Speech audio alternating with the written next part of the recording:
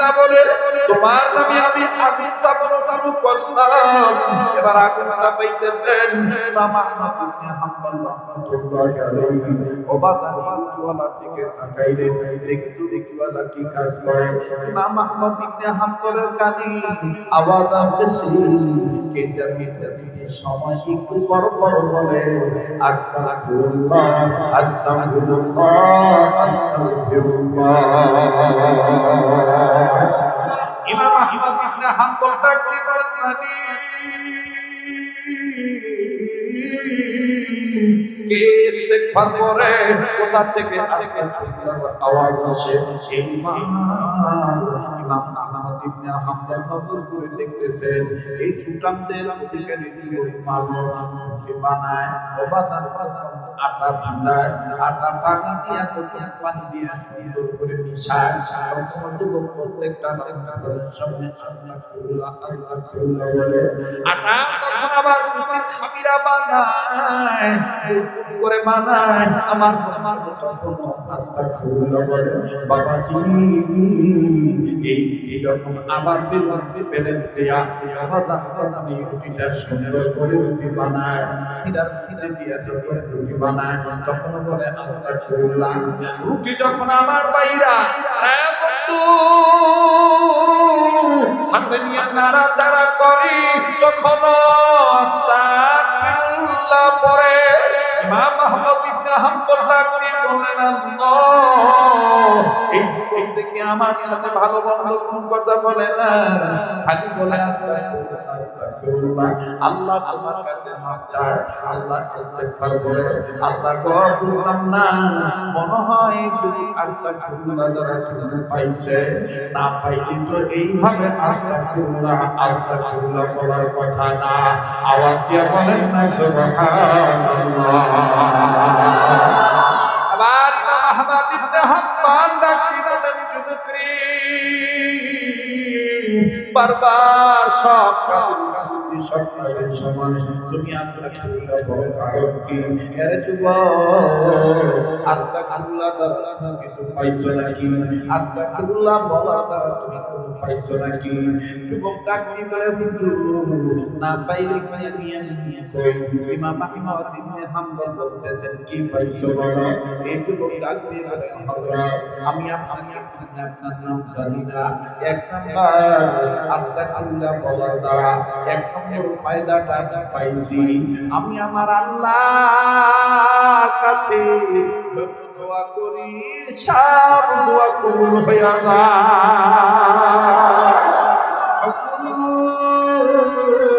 যত দোয়া করি আমার সব আল্লাহ কবুল করে। ইমাম আহমদ ইবনে হাম্বল রাহমাতুল্লাহ বলে, তাই নাকি তোমার সব দোয়া কবুল হয়ে যায়? বলে, হ্যাঁ হুজুর, তবে মনে আমার একটা দেখবো, আমার মনে হয় এখন একটা কবুল হয় নাই। ইমাম আহমদ ইবনে হাম্বল বলে, দোয়া কবুল হয় নাই? একদিন বলে, হুজুর জানি একদিন বলে মুহাম্মদকে সঙ্গে দেখলাম, সুবহানাল্লাহ বলেন সুবহানাল্লাহ। আমি আমার নবীকে সঙ্গে দেখতে পাইলাম, নবীকে সঙ্গে দেখার পর আল্লাহ নবীর সাথে সাক্ষাৎ করলাম।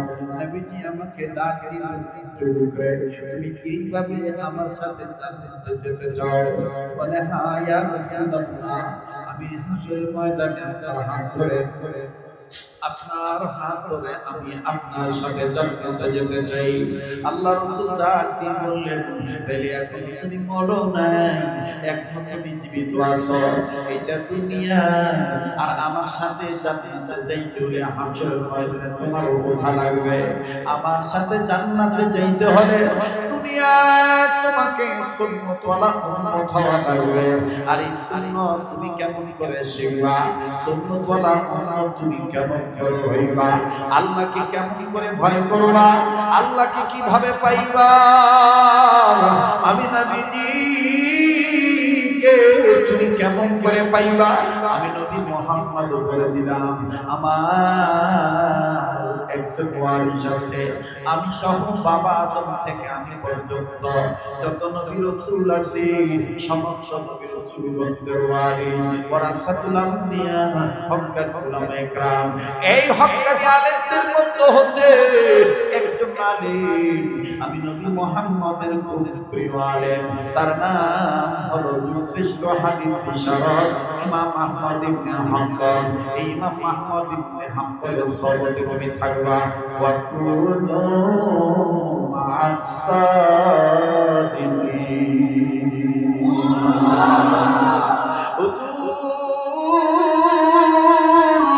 এরপর থেকে আমি আল্লাহর কাছে এত বলি, আল্লাহ সকালে না হয় বিকাল ইমাম আহমদকে মিলায় দাও, ইমাম আহমদ ইবনে হাম্বলকে মিলায় দাও। আজকে 6 মাস 1 বছর হয়ে গেল, আমার সব দোয়া কবুল হয়েছে, কিন্তু আজ পর্যন্ত ইমাম আহমদ ইবনে হাম্বল আমি পাইলাম না। তাই বলি গো হুজুর, আমার সব দোয়া কবুল হয়েছে, মনে হয় এই দোয়াটা কবুল হয় নাই। ইমাম আহমদ ইবনে হাম্বল রাহমাতুল্লাহি আলাইহি মাথাটা নিচু করে জমিনে দিকে তাকাইয়া হাত করে চোখের পানি ঝরানোর মতন ছেড়ে দিয়ে বলে, আল্লাহ আমার নাম তোমার নবী বলেছে, ও আল্লাহ এই যুবককে নাকি বলেছে আল্লাহ আমি নবীর ওয়ারিস। আল্লাহ গো, কিন্তু যুবক আমারে দেখে চিনে নাই। এখন আমি যদি বলি যুবক রে, ও নারায়ণগঞ্জ এলাকায় বসবাসরত আমার বাবাইরা, গাউসিয়া এলাকার বাবারা বাইরা, পত্র অঞ্চলের বাবারা বাইরা, দেখেন তো দিলটা নরম হয়নি। হাকিকতা নেত্রটা চোখের পানি ফালানো যায় কিনা? কাঁদলে রুহ সাফ হয়, কাঁদলে গুনাহ মাফ হয়ে যাবে, কাঁদলে বাজান চেহারায় ফুল আসবে। এটাই জীবনের শেষ বয়ান হইতে পারে। 5টা দিন বাড়িতে ছিলাম না, গত রাত্রিতে বাড়িতে এসেছি, গতকাল সকালের দিকে বাড়িতে এসেছি, রাত্রিতে আবার প্রোগ্রামে চলে গিয়েছিলাম। অবজান ভেবেছিলাম আজকে একটু ছেলে মেয়েকে নিয়ে ঘুমাবো, কিন্তু ছেলে মেয়েরা আজকে আমাকে পাইল না। আবার সকাল হইলে আমার চলে যেতে হবে কয়েকদিনের সফরে বৃহত্তম রংপুর বিভাগে। এমন তো হতে পারে ছেলে আর মেয়ে দুইজনেই ডাকে বলে আব্বু, বড় বড় বক্তারা এদের তো এখন মাহফিল নেই, কিন্তু আপনি আর কয়েকটা আঙ্কেল এত মাহফিল করে আমাদেরকে একটু সময় দিবেন না আব্বা? আব্বা সপ্তাহে একদিন কি আমরা কি আপনাকে পাবো না? আমি মাথায় হাত দিয়ে কপালে চুমুকে বললাম মা। ছেলেকে বললাম আব্বু আগামী সপ্তাহে আবার দেখা হবে। ছেলে মেয়ে কেঁদে কেঁদে কাঁদো কাঁদো ভাব নিয়ে বলে, আব্বু নিজের দিকে খেয়াল রাখবে, সাবধানে গাড়ি চালিবে। মেয়েটা ছেলে ভাইটার কথা শুনে মেয়েটা ধরে ধরে বলে, আব্বু তোমার যদি কিছু হয়ে যায় আব্বু বলে ডাকো কাকে? হায় রে প্রাণের আম্মু, আম্মু বলে ডাকিব কারে?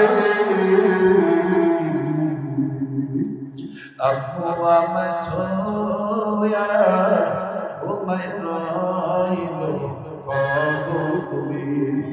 জানি না ভাইজান কার মা নাই কার বাবা নাই, একটু দিকটা গরম করেন না ভাইয়া, দুনিয়া কিন্তু থাকার জায়গা না। আজ আমি আপনার মা বাবার জন্য কাঁদবো, কাল আমার আপনার ছেলে মেয়ে আমার আপনার জন্য কাঁদবে। কানাটা দিন তুদানো যেমন যেমন তেমন ফল। কত কবি কত আক্ষেপ করে বলেছেন মা বাবার জন্য দোয়া করে যে দোয়া করতে যে বলেছেন, প্রাণের আম্মু বলে ডাকিব কারে? আম্মু আমায় ছোয়া ঘুমায় রইল কবরে। প্রাণের বাবা বাবা বলে ডাকিব কারে? একটা ডাক থাকবেন না, বলেন আল্লাহ। বাবা বাবা বলে ডাকিব কারে, বাবা আমায় ছোয়া ঘুমায় রইল কবরে, বলেন না বাবা আমায় ছোয়া ঘুমায় রইল কবরে। কত কষ্ট করল মা বাপ সংসারে, ঠিক কিনা? কষ্ট করল মা বাপ সংসারে, কেমন আছে তারা জানা নাই কবরে। কথা বলেন ঠিক কিনা? কেমন আছে তারা জানা নাই কবরে। কত কষ্ট করল মা বাপ সংসারে। আল্লাহর কাছে বলেন না, বাপ মার জন্য বলেন না, কত কষ্ট করল মা বাপ সংসারে, কেমন আছেন তারা জানা নাই কবরে। তাই বলি আল্লাহ মরিয়া গেছে যাদের মা আর দয়া করে মায়া করে মাফ করে দাও কবরের আযাব। রব্বির রহমহুমা কামা রাব্বায়ানি সগীরা। আরে বন্ধু আমি মুসাফির, ভারতে থাকি বেশিরভাগ, এই হাত দিয়া কাবা তুলি, সেই হাত আমাদের হাতের সাথে লাগালো, এই হাত দিয়ে কিছুক্ষণ করে দোয়া করব। জিলহজ মাসের দোয়া আল্লাহ পাক দেয় না ও বাজার, আল্লাহ পাকের কাছে দোয়া করব আপনার বান্দার জন্য। এজন্য জীবনের শেষ বয়ান মনে করে বয়ান করছি। আগামী কালকে বেঁচে থাকতে পারি, নাও থাকতে পারি, একটু দিনটা নরম করে দেন। ইমাম আহমদ ইবনে হাম্বল কান্দার ডাক দিয়ে মামুদ আমার নাম বলেছে, স্বপ্নের মাধ্যমে রাসূল যুবককে বলেছেন আমার নাম। এখন যদি আমি বলি ওগো যুবক আমার নাম ইমাম আহমদ ইবনে হাম্বল, এই যুবক বলবে হুজুর শুধু কি সত্যবার করতেছে? না না না না না, আপনি যুবককে জিজ্ঞাসা করে দেখি, যুবক ও যুবক, যুবক ও যুবক, কোন হুজুর যদি তোমার কাছে এসে বলে আমার নাম ইমাম আহমদ ইবনে হাম্বল, তুমি কি করবা তখন? যুবক বলে হুজুর এমনি এমনি বললেই হবে না, আমি আমার নবীর কাছ থেকে ইমাম আহমদ ইবনে হাম্বলকে চিনার চিহ্ন রেখে দিয়েছি। কি চিহ্ন রেখেছ রে যুবক বালা?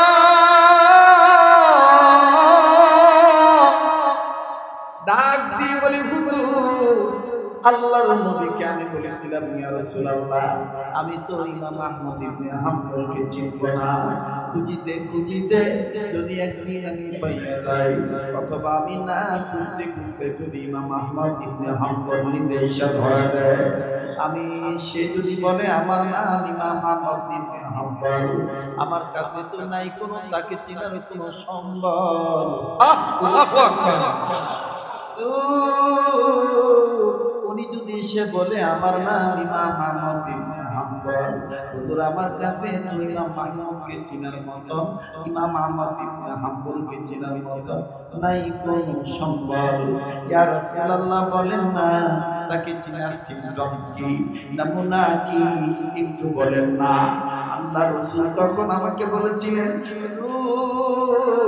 আল্লাহ রাসূল বলেছিলেন, যুবক আমি তোমার ঘরে তাশরীফ এনেছি স্বপ্নের মাধ্যমে, তুমি কি তোমার নাকি কোনো গ্রাণ পাইতেছো নাকি? হুজুর আল্লাহর কসম করে বলি, আমি তখন বলেছিলাম, নবীজি গো আপনি আমার ঘরে তাশরীফ আনার কারণে আমার ঘর দুইটা ফায়দা হয়ে গেছে। এক নম্বর নূরান্বিত হয়ে গেছে, দুই নাম্বার জান্নাতি খুশবু আমার নাকে লাগতেছে। আবুল মানুষেরা কত বড় ভাগ্যবান, নবীজি রূপ দেখিয়া কাফের হলো। বলেন নবীজি রূপ দেখিয়া কাফের হলো মুসলমান। আমার নবী বলেছেন না যুবক, যে আমার ওয়ারাসাতুল আম্বিয়া হবে, সকল নবী ও মুসলমানের পয়গম্বরদের ওয়ারাসাতুল আম্বিয়া হবে, ওয়ারিস হবে।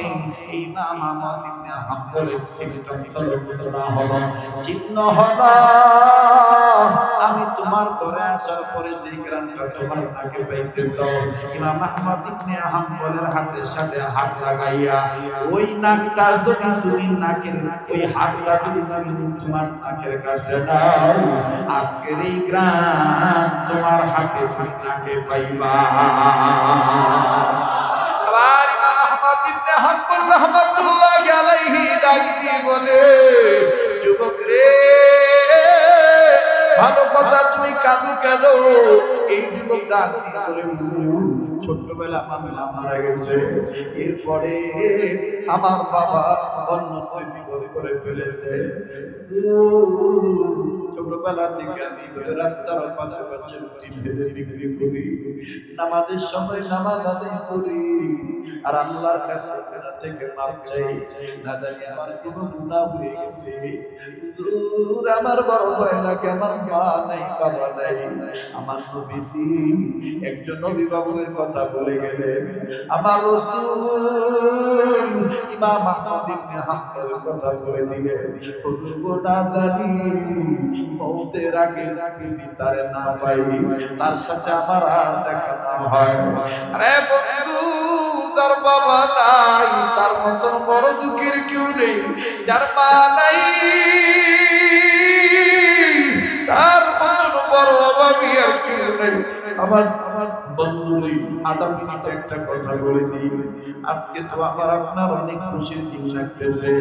আপনার মা বাবা বেঁচে আছে, তাই আপনি মা বাবার কদর বুঝেন না। আপনার বাবা মা বেঁচে আছে, তাই বাবার কদর বুঝেন না। এই সমস্ত মাদ্রাসাতুল কোরআন আর ইসলামিয়া ও হযরত হুমায়রা রাদিয়াল্লাহু তাআলা আনহা মাদ্রাসা, বালক শাখা ও বালিকা শাখা ও মাঝে মধ্যে এরকম ছোট ছোট মাদ্রাসা, ছোট বড় মাদ্রাসায় যাবেন, আসবেন, দেখবেন অনেক ছাত্র ছাত্রী এরকম আছে।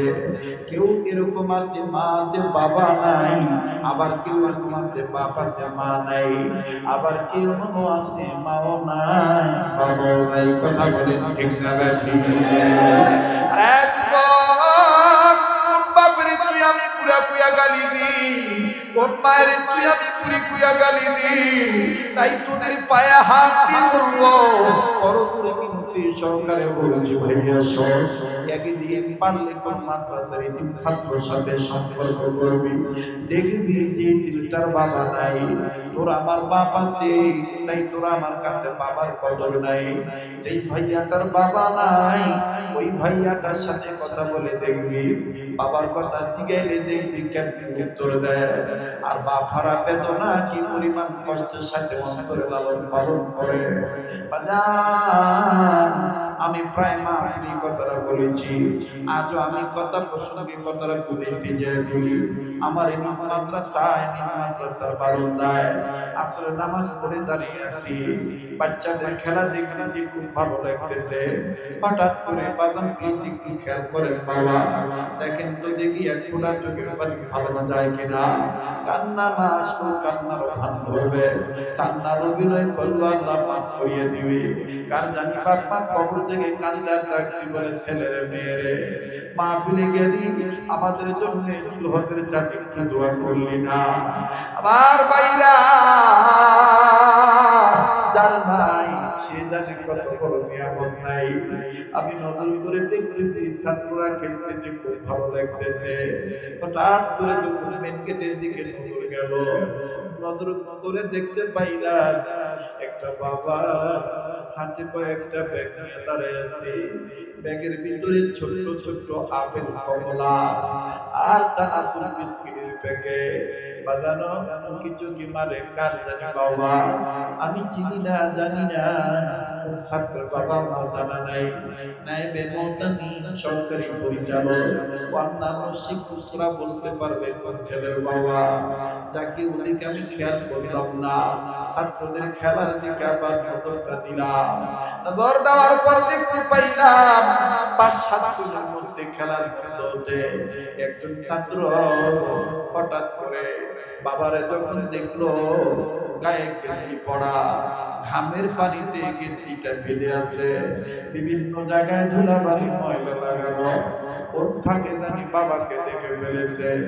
বাপকে দেখার পর হঠাৎ করে ছেলেটা নিজের গায়ের ধুলাবালি ঝাড়ে আর ছাত্র ভাইদেরকে ডাক দিয়ে বলে, আমি আর আজকে খেলবো না, আমার আব্বু আইছে, অনেকদিন আব্বুরে দেখি না।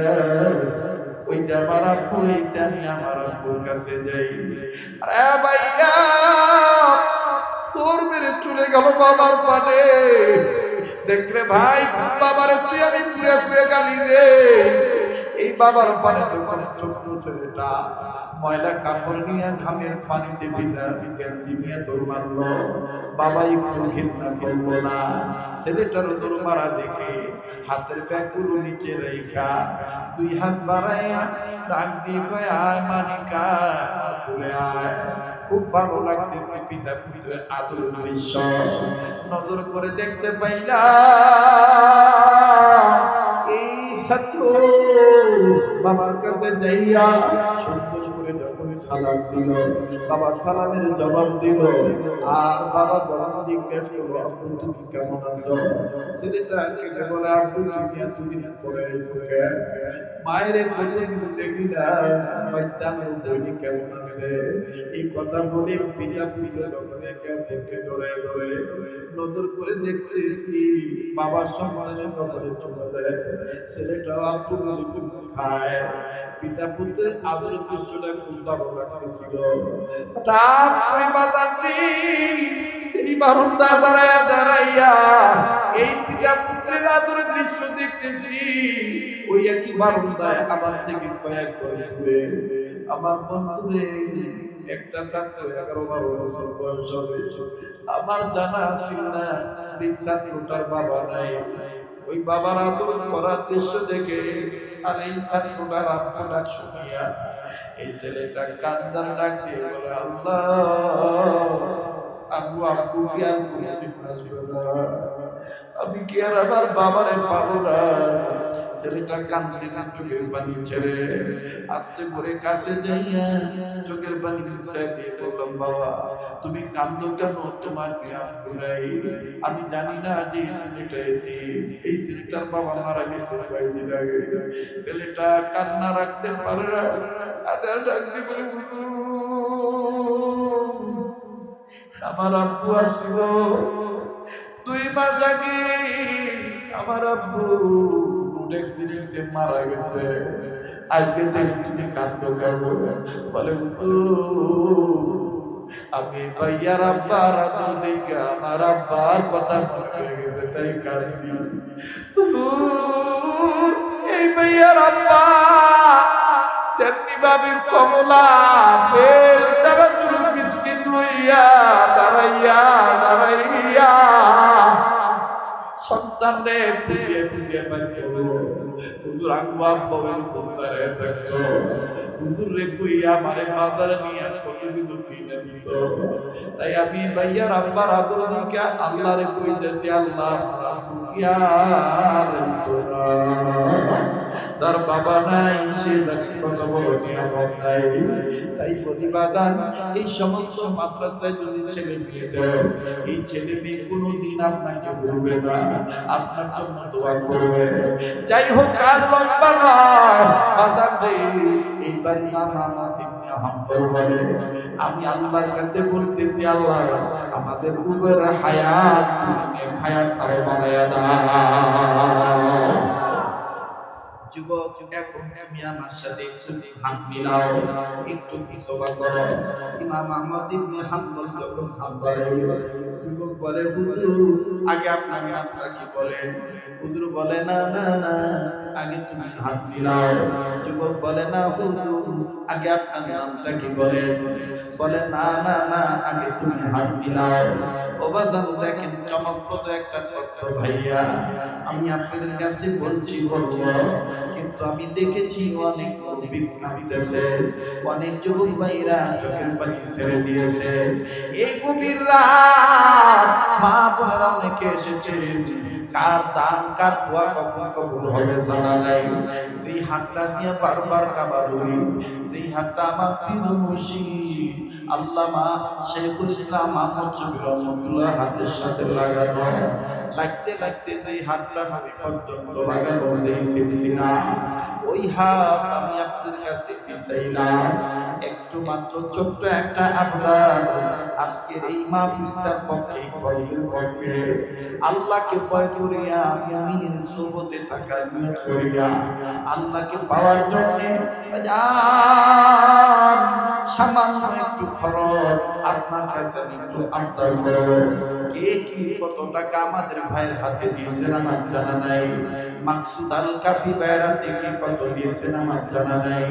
আমি আপনার কাছে ছোট্ট একটা আবদার করব, এই বরগুর মজলিসে আমার বাইরে আজকের এই মজলিসে ওবাজার 30 পারা কোরআন